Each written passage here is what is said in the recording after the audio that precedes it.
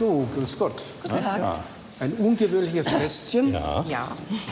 Sieht fast aus wie der Taktstockbehälter eines großen Dirigenten. Durchaus möglich, aber wir machen mal auf und schauen hinein. Oh, Wird ein anderes Musikstück gesungen, wenn Sie das öffnen? das, ja, der hat immer einen anderen Wissen Sie, Takt. was Sie da haben? Ist Ihnen das bekannt? Nein, wir wissen gar nichts davon. Aus welchem Land das stammt? Auch nicht. Auch nicht? Wie kommen Sie denn zu diesem bemerkenswerten, besonderen Dolch? Mein Vater hat das von seiner Tante geschenkt bekommen. Ja. Seine Tante war während des Zweiten Weltkriegs unter anderem in Bayern bei einem Arzt beschäftigt Ja. und hat mal mitgeteilt, dass sie das wohl von ihm bekommen hat. Ich weiß nicht, ob sie es jetzt von ihm geschenkt bekommen Von einem hat. Patienten oder so? Wahrscheinlich von einem Patienten, hat der Arzt es von einem Patienten bekommen, der es dann als Bezahlung für die für die ärztliche Leistung dem Arzt gegeben hat, und die hat es dann halt meiner Tante weitergegeben, und sie hatte das dann, weil mein Vater sich immer so ein bisschen was dafür interessiert hat, hat es ihm dann geschenkt. Also, wir haben es mit einem schottischen Dirk zu tun. Eine ganz eigenartige Waffe, die auch nur in Schottland in dieser Form jemals hergestellt wurde. Hohe Qualität, wenn man das so auf den ersten Blick sieht. Sowohl die Holzarbeiten, die Schnitzarbeiten, als auch die Metallbeschläge. Alles in feinster, edelster Qualität. Nachgestichelt, vergoldet, feuervergoldet. Und auch hier oben der mächtige Stein in Knauf. Das ist entweder ein Bergkristall oder Glas. Aber manche haben nach Ich echten würde eher auf Bergkristall dann tippen. Bergkristalle. Glas halte ich dann für etwas Genau. profan. Ja. Und unten ist dann richtiges Essbesteck drin, also auf der Reise, was auch bei uns üblich war bei Dolchen im Mittelalter, dass man alles das, was man auf der Reise brauchen konnte, mitgenommen hat. Messer, Dolch, ein kleines Hallchen. Und dann kommt hier nämlich etwas Schönes zum Vorschein. Jetzt haben wir die Auflösung, genau. Ein Jagdhorn und die englische Königskrone. Und innen die Nummer 71. Und das ist ein Regimentsabzeichen. Das ist also der Dirk eines Offiziers eines schottischen Hochländerregiments. Und wenn wir das jetzt ein bisschen umdrehen, dann steht hier C.A. Aldrich, 71. Highlanders.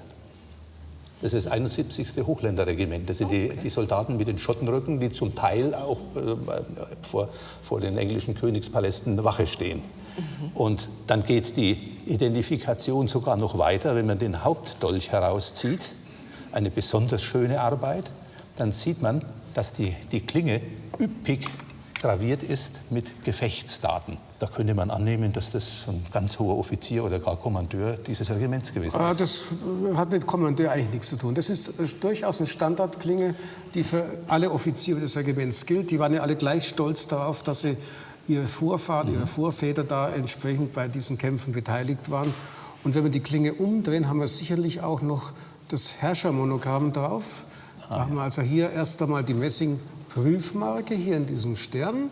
Darüber nochmal das Regimentssymbol, und wenn wir dann weiter oben rauf schauen, haben wir die Königskrone wiederholt, die englische Königskrone, und darunter die verschlungene Chiffre VR, Victoria Regina, die Queen Victoria.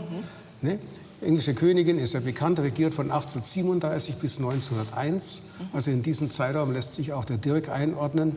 Ich würde sagen, so um 1870 bis 1890. Der hat also hier eine angedeutete Sägeklinge, die natürlich ohne Funktion ist. Die ist also so stumpf, dass man damit nie was sägen könnte. Nur ein Ornament geworden. Aber es ist eben als Ornament gedacht, ja. Ein besonders schönes Stück, muss ich sagen. Also lange nicht mehr in der Hand gehabt. Wenn wir hier noch genau hinschauen, sehe ich auch noch den Hersteller gerade hier. Da ist oben, also am Ricasso nennt man das, am Klingenansatz eingeätzt. Ich lese es mal vor. E. Benjamin Ludgate Nummer, das ist sehr undeutlich, in London. Also er ist in London hergestellt. Ob sich das ein Schotte unbedingt hat gefallen lassen, weiß ich jetzt nicht. Aber sei es gesagt, es ist ein wirklich tolles Stück. Und Sie können also wirklich sehr stolz darauf sein, die Qualität, so ein Stück zu besitzen. Wenn Sie es jemals veräußern wollten, kann man sich bei dem Stück vorstellen, dass es auf einer Auktion im Bereich 3.000 bis 3.500 Euro bringt. Und Ihr Vater hat also nichts über den Patienten oder so erfahren können? Nein, gar nichts. Meine Tante hat dazu gar nichts gesagt, nichts. wo das herkam. Ein Schotter, ein Patient zum Beispiel war, weil so ein Stück kommt ja nun nicht in jedermanns Besitz. Das ist ja doch außergewöhnlich. Das ist das Schöne. Man muss nicht alles wissen. Dann haben die Generationen nachher auch die Freude, was zu entdecken. Genau, Aber schön, dass Sie es uns gezeigt haben. Vielen Dank. Vielen Dank. Sehr gerne.